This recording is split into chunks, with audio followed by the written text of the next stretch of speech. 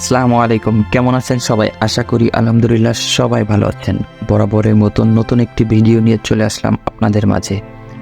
আজকে আপনাদেরকে দেখাতে চলে এসেছি এখন পর্যন্ত বাংলাদেশে যতগুলো ১ টাকা হরিণের নোট ইস্যু করা হয়েছিল, এখন পর্যন্ত যতজন অর্থ সচিব এই নোটটি ইস্যু করেছে, প্রত্যেকটি অর্থ সচিবের নোটই আজকে আপনাদেরকে দেখাবো।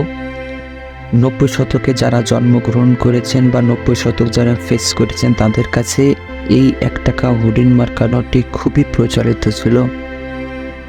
বর্তমানে এসে কিন্তু একটি শৈশবের স্মৃতির পাঠ হিসেবে দাঁড়িয়ে আছে তাদের মাঝে। বর্তমানে কিন্তু এই নোটটি আর বের করা হয় না।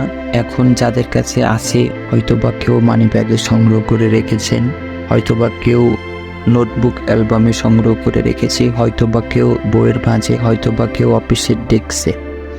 যাই হোক, কথা না বাড়িয়ে আমি আপনাদেরকে প্রত্যেকটি অর্থ সচিবের নোটটি এক এক করে দেখাতে শুরু করি।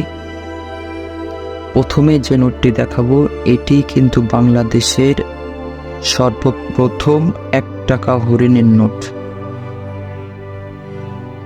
নোটটি খুবই সুন্দর একটি নোট।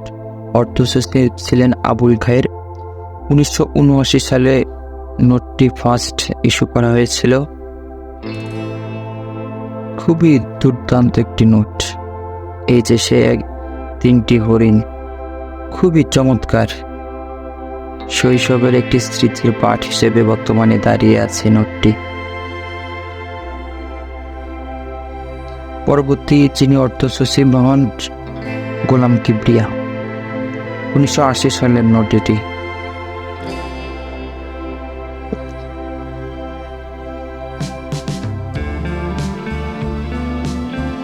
পরবর্তী যে অর্থ সচিব, সাইদুজ্জামান।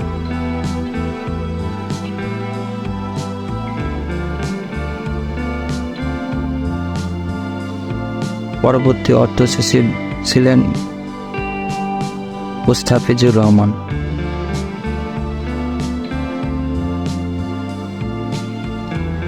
পরবর্তী অর্থ সচিব ছিলেন MK আনোয়ার। খুবই চমৎকার একটি নোট। পরবর্তী অর্থ সচিব ছিলেন খোরশেদ আলম। লাস্ট যে অর্থ সচিব ছিলেন নাসিমউদ্দিন আহমেদ। এটি কিন্তু ১৯৯৩ সালের নোট। এরপরে কিন্তু ১ টাকা হরিণের নোট আর ইস্যু করা হয়নি। প্রথম যে ১ টাকা হরিণের নোট বের হয়েছিল আবুল খায়ের, আর পরবর্তী যেসব অর্থ সচিবের নোট বের হয়েছিল, পার্থক্য শুধু হচ্ছে এখানে কিন্তু সার্কেল নাই, আর এইগুলাতে সার্কেল আছে। এই সবগুলাতে আর তেমন কোনো পার্থক্য নাই। আমার কাছে এই নোটটি খুবই ভালো লাগে।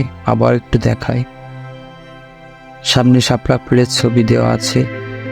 খুবই চমৎকার একটি নোট। আজকের ভিডিওটি এই পর্যন্তই। পরবর্তী নতুন আবার ভিডিও নিয়ে চলে আসব। আর ভালো লাগলে আমার চ্যানেলটি সাবস্ক্রাইব করবেন এবং লাইক, কমেন্ট, শেয়ার করতে ভুলবেন না। আল্লাহ হাফেজ।